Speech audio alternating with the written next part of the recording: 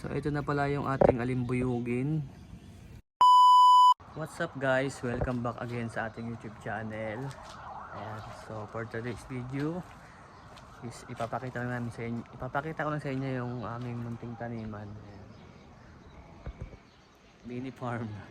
Ayan, so meron tayo ditong saluyot, kalabasa, sitaw, kangkong, alokbate, tsaka talbos ng kamoting kahoy. At yung mga alaga natin, yung mga manok, ayan, ayan na sila. So ito na pala yung ating alimbuyugin. Ayan, 4 months. Ating alimbuyugin na 4 months. At ito na yung kulay puting sisiw natin.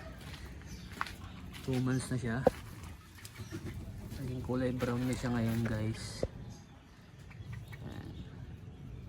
At hindi siya lalaki, 100% na siya ay babae. Ayan. Hen. At yung ating mga white leghorn, 7 months.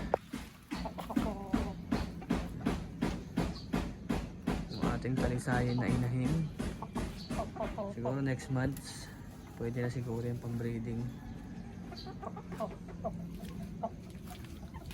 Ay sus, sorry kayo ha. Dun. Yan pa talaga kayo sa may okra.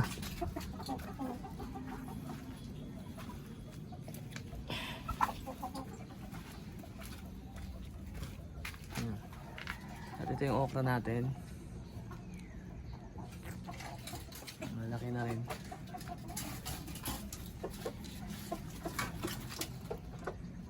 Palisahin natin na 5 months, 4 months lang din yan, 5 months pa lang. So breed natin yan dito sa alimbuyugin natin.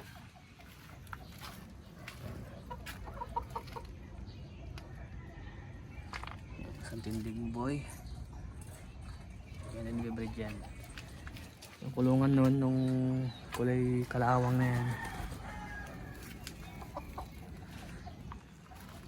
Yung mga kulungan nila.